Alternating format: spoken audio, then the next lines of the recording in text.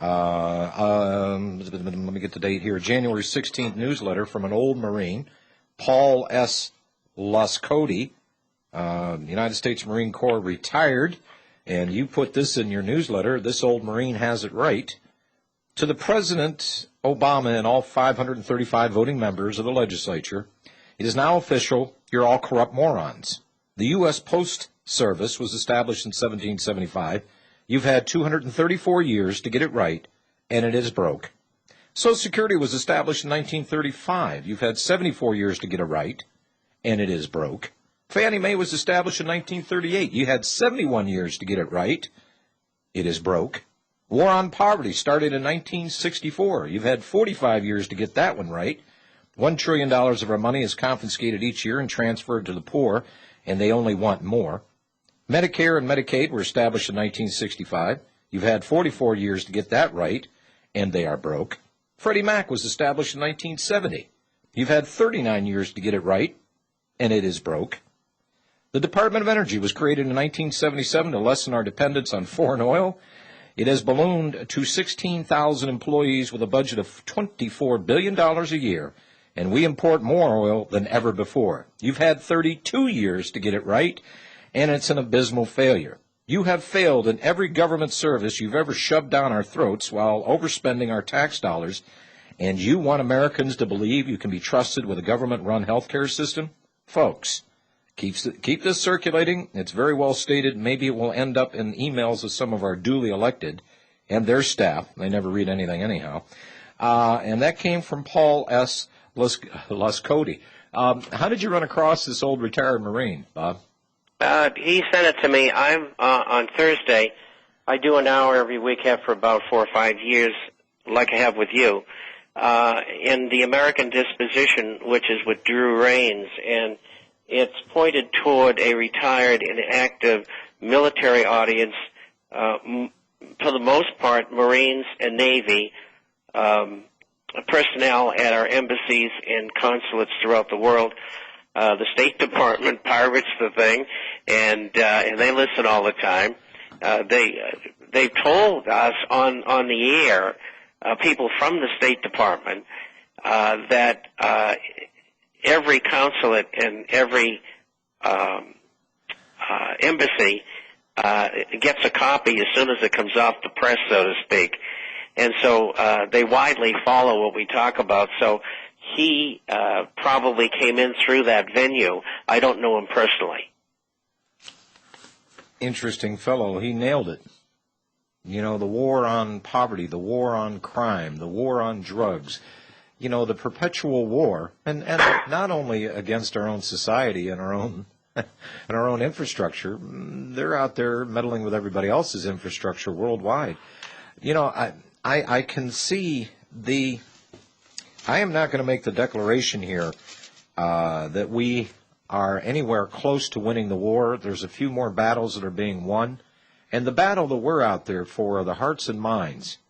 And really what's between the ears of the American people, because it's been asleep for too long. You need to get a little bit more exercise and a little bit more oxygen to those brain cells because, you know, time is short. By the time you are fully resuscitated, the rug is going to be pulled out from under you. You're going to be flat on your face, homeless, jobless, and countryless. So the good news is there's many more people waking up. And it's starting to draw in from quarters, Bob, that these were the people that couldn't be bothered with conspiracy theories and couldn't be bothered because they were in the quest for the American dream to make money and make more money and make more money. Well, the money's gone. John, that was borne out this past week by the Senate hearings with those 3 criminal baboons I had up there. And said we made a mistake, so what?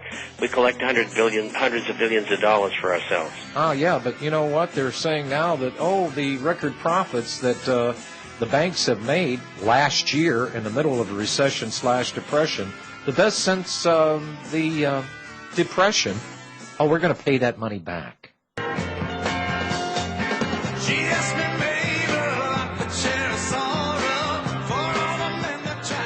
Well, this is very strange, and Bob, I thought to pass a bill in the Senate of the United States that you needed two-thirds vote.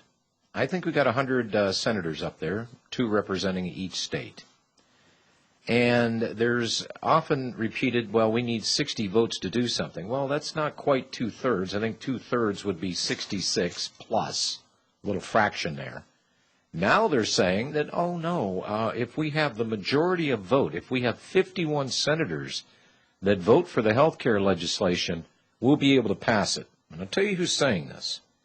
Chris Van Hollen of Maryland, and chairman of the Democratic Congressional Committee, he says the procedure, and talking about Massachusetts, this centers around the Coakley Brown, who's going to be senator out of Massachusetts. And by the way, folks, some of the highest taxation in the nation. Thank you very much, Mr. Kennedy. But this guy says that even before Massachusetts, and that race was on the radar screen, we were prepared for the process of using reconciliation. Now, the downside, they say, would be likely to force Democrats to scale back on their health care plans.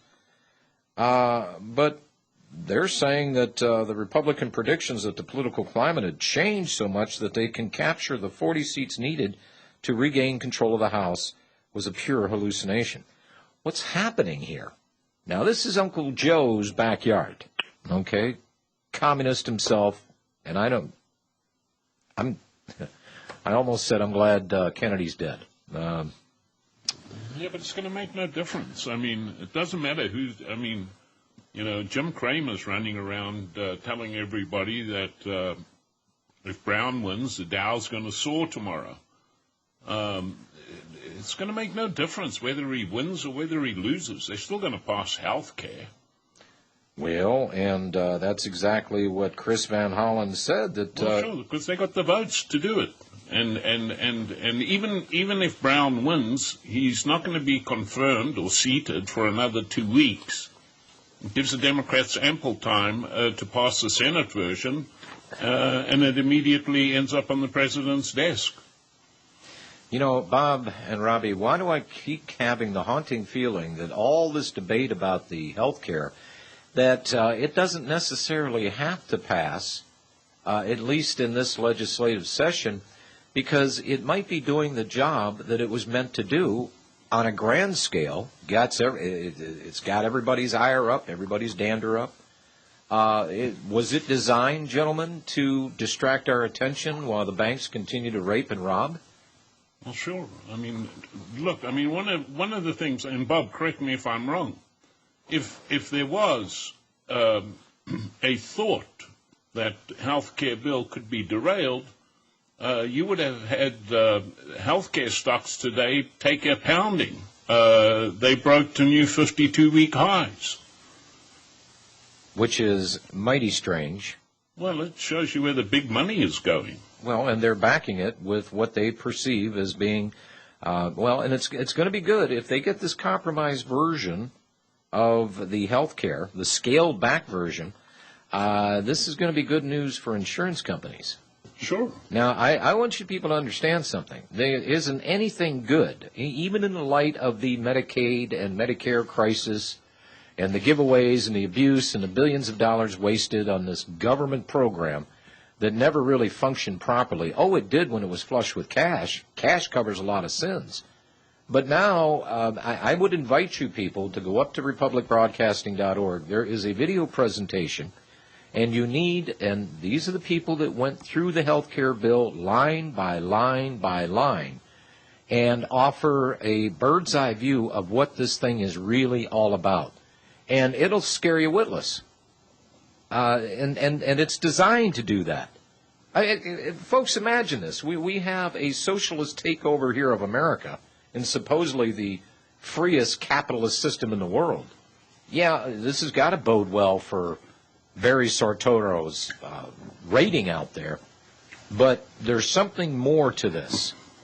And speaking of the Fed here, Ben Bernanke, well, they're finally caving in.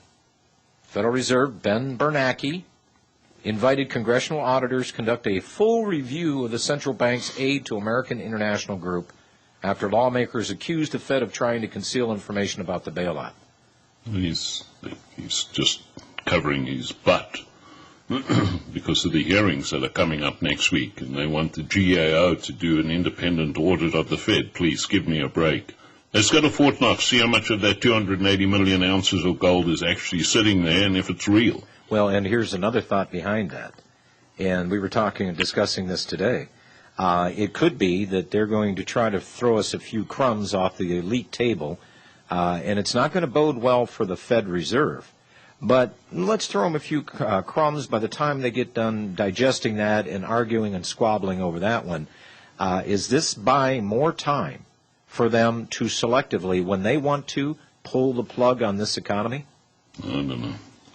I think that I agree with John. I think he's right.